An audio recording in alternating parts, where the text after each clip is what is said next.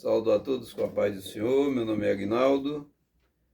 Vamos gravar aqui mais um vídeo para a glória e honra do Senhor. Pedir a você que assiste esse vídeo todo, do começo ao fim, que você coopera aí, dá aquele like, né, para ajudar aqui o canal, entendeu? Aprecie a leitura, faça conferência, confira os versículos que vai ser falado e acredite, porque é Deus que está falando na palavra aqui. Eu apenas sou o porta-voz, apenas eu estou falando, mas quem está falando na palavra dele é Deus. Então Deus, ele não falha, o que ele diz ele cumpre, porque Deus ele não mente, Deus não pode mentir, ele é fiel. Tá bem? Nós vamos falar aqui porque é chamado o dia do Senhor. O dia do Senhor, ou chamado também o dia da vingança, né? Então vamos ler aqui. É porque o dia do Senhor, ele não é um dia especificamente um dia de 24 horas, mas é um período. Ele é um período. Então nós vamos ler aqui, depois nós vamos falar aqui, ó. Isaías capítulo 13 e o versículo, Isaías capítulo 13, versículo 9, ele diz: eis que o dia do Senhor, eis que vem o dia do Senhor, dia cruel, dia de ira e ardente furor, para converter a terra em assolação e dela destruir os pecadores. Porque as estrelas da constelação dos céus não darão a sua luz, e o sol logo ao nascer se escurecerá, e a lua não fará resplandecer a sua luz. Castigarei o mundo por causa da sua maldade, e os perversos por causa da sua iniquidade. Farei cessar a arrogância dos atrevidos, e abaterei a soberba dos violentos. E por aí vai. Ele fala muito. Você precisa ler esse capítulo 13 todo do livro de Isaías. Lê Isaías capítulo 24 e lê também Sofonias. Lê Sofonias, que a gente vai ler um trechozinho lá também. Sofonias capítulo 1.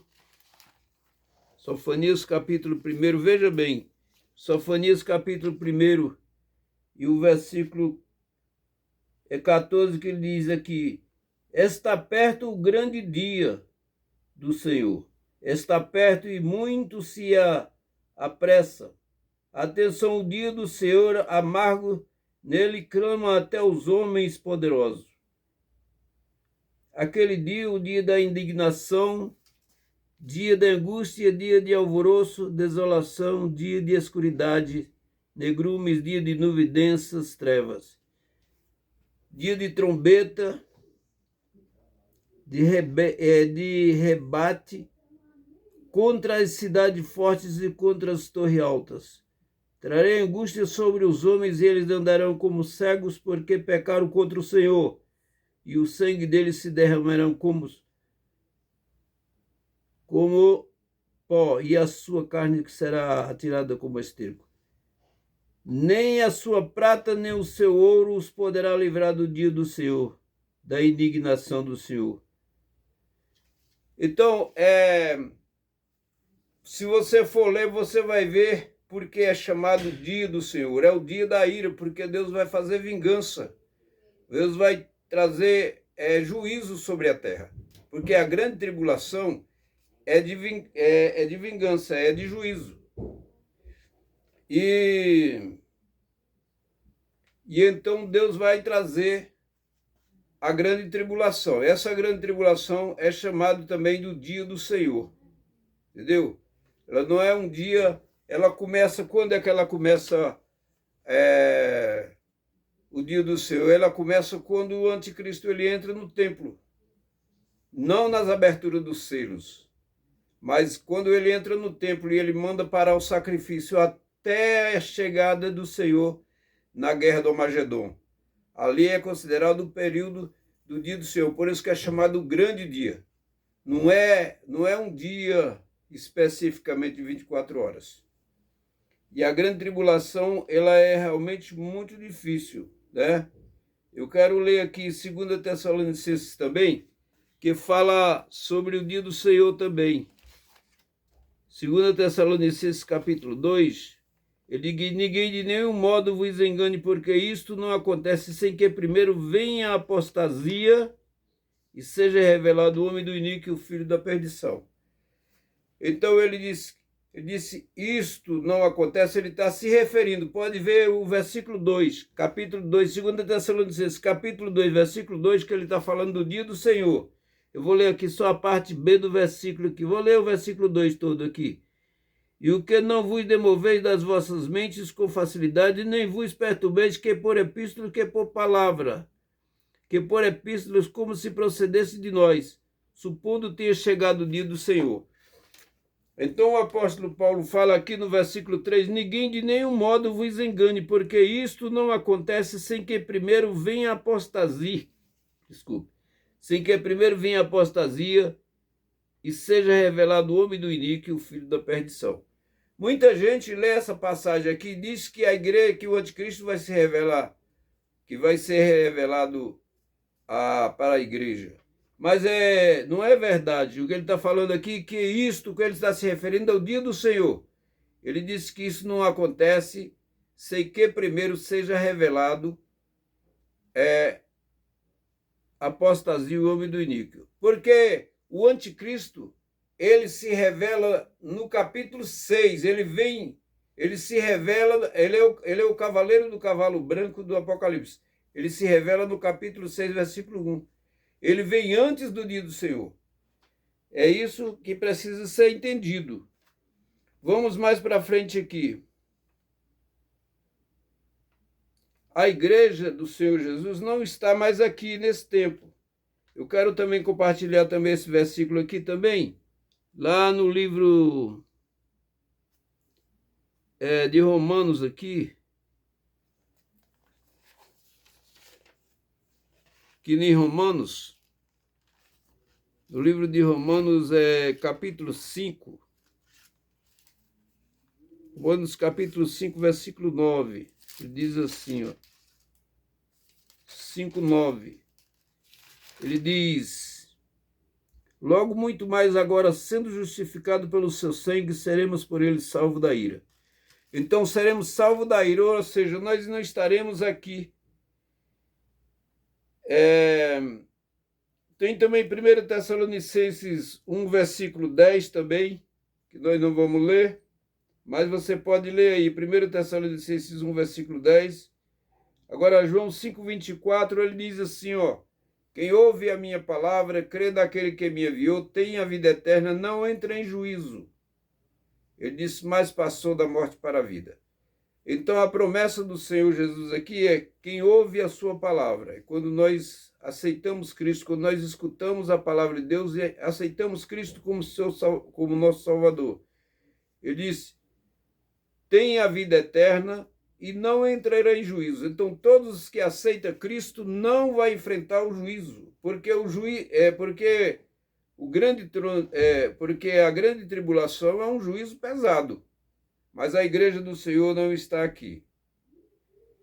1 Tessalonicenses 5, no versículo 9, e Apocalipse 3, 10, ele diz, porque guardastes a palavra da minha perseverança, também eu te guardarei da hora da provação que vem sobre o mundo para experimentar os que habitam sobre a terra. Então nós vamos fazer um cálculo aqui para você ver. Eu creio que porque Israel, o maior sinal da volta de Cristo é Israel. Israel, queremos falar aqui uma coisa, que muita gente diz que que a grande tribulação é de 7 anos. Mas veja bem, quando começou a primeira semana de Daniel, é só perceber que a primeira semana de Daniel começou no ano 70, no primeiro século. Nesse primeiro século, agora da era cristã. Quando foi quando foi destruído o templo de Jerusalém, e as pessoas foram levadas, espalhadas pelo mundo, e tudo isso. E então, quando foi em 1947, a data certa foi 1947, mas outros dizem que em 1948 Israel voltou a ser uma nação. Foi criado o Estado de Israel. E então, esse é o sinal mais próximo da vida de Cristo. E o Senhor Jesus, ele fala em Mateus 24, 34, ele disse que não passará esta geração. E uma geração de acordo com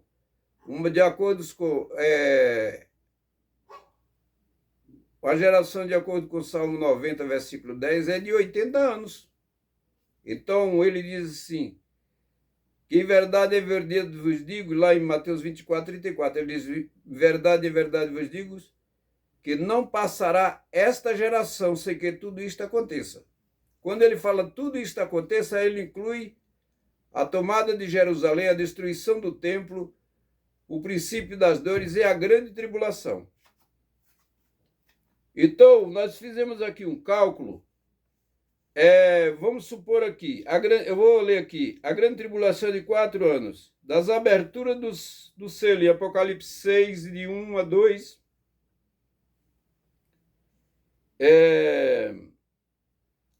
e Daniel 9, 27, ele diz aqui que ele fará aliança por muitos por uma semana. Na metade da semana, fará cessar o sacrifício. Isso está em Daniel e em 2 Tessalonicenses também fala. Agora veja bem aqui, ó. Quando o anticristo ele entra no templo e manda cessar o sacrifício, que já Israel vai voltar a fazer sacrifício. Quando ele manda cessar o sacrifício, aí dá entrada à grande tribulação propriamente dita, que é 1290 dias, ou seja, 3 anos e 6 meses. Agora, a gestão do anticristo, que ele faz as alianças, em Daniel 9:27, porque ele vai fazer as alianças, vai ser construído o templo. Então, no meu entendimento, cobre um período de 6 meses. 3 anos e 6 meses, com 6 meses são 4 anos. Agora veja bem aqui como é que eu disse aqui, ó.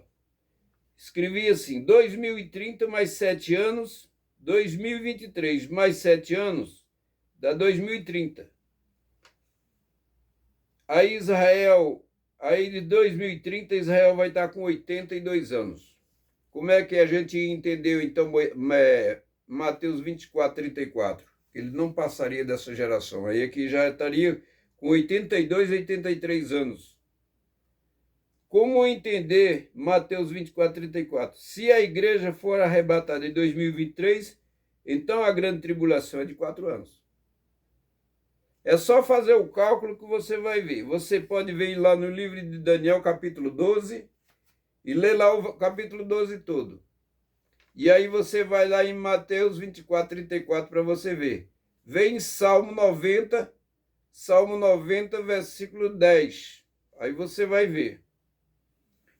Eu vejo pelas coisas que estão acontecendo no mundo, a gente está vendo que realmente está muito próximo à volta de Cristo.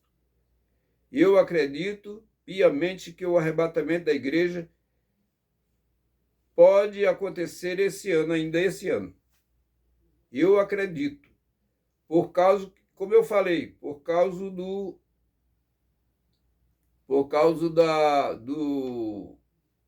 de Israel. Dos 80 anos de Israel. Jesus disse, não passa essa geração. A geração que Jesus falou, ele não se referia ao tempo dele. Lá no tempo que ele dava, sabe por quê? Isso faz sentido, porque o estudo aqui, o estudo de Mateus 24, o estudo das cartas da segunda epístola e primeira epístola, ela se refere são estudos escatológicos, são acontecimento dos últimos dias. E quando Cristo esteve aqui, ele faz o quê? 2000 anos? Então não era para aquele tempo, porque se fosse para aquele tempo já teria acontecido. Então, a grande tribulação vai acontecer. Mas não quero ficar para a grande tribulação. Eu li alguns textos aqui sobre a grande tribulação. É realmente muito difícil mesmo. Eu falo para você, eu tenho pedido a Deus muito para que eu seja arrebatado, seja levado no arrebatamento da igreja. E não quero ficar para a grande tribulação. Agora, essas pessoas que ficam aí negando as escrituras, dizendo que o arrebatamento da igreja vai ser depois da grande tribulação, depois da grande tribulação ou no meio da grande tribulação, eles estão fazendo uma confusão louca e Deus pode cobrar isso deles. Bem provável, pode ser que Deus deixe eles mesmo para a grande tribulação, já que eles preferem. Outros ficam dizendo aí que Deus vai deixar a igreja levar uma surra primeiro para depois levar a ser arrebatado. Jesus, ele nos ama de verdade. Jesus ama a sua igreja com um amor fraternal. Cristo, ele é um fiel amigo. Agora, lá no livro de Isaías, lá no capítulo 57, versículo 1, diz que o justo é arrebatado antes do mal. E desde o Velho Testamento, Deus tirou Noé. Ele tirou Noé antes do dilúvio. Deus tirou Ló antes da destruição de Sodoma e Gomorra. E você pode ver o capítulo 19, 18 e 19 de Gênesis, para você ver o diálogo que Abraão teve com Deus. Então, ali no Apocalipse mesmo, capítulo 3, versículo 10, ele diz: porque guardastes a palavra da minha perseverança, também eu te guardarei da hora. Ele não diz que te livrarei na hora, ele diz que te guardarei da hora. Da hora é porque nós não vamos estar, a igreja não vai estar aqui no momento. E a igreja vai participar, a igreja do Senhor vai participar vai para Tribunal de Cristo para receber galardão e depois as bodas do Cordeiro. Durante o período da grande tribulação, a igreja vai estar com Cristo lá no céu. Quando terminar a grande tribulação, a igreja volta ali na guerra do Armagedon. Cristo desce nas nuvens, ali com a igreja, e todo olho verá. Então você que ainda não entregou sua vida nas mãos de Cristo, corra hoje mesmo, aceite Jesus, para que você se livre desse juízo. E o juízo da grande tribulação não é só isso não. Tem o juízo da grande tribulação, a pessoa que morre sem Cristo, ele perde a salvação e vai lá para o inferno. A pessoa que morre sem Cristo perde a salvação. E também tem o juízo do grande trono branco também. Se você aceitar Jesus, conforme João 5,24, você tem a vida eterna, você recebe a salvação na hora que você crê.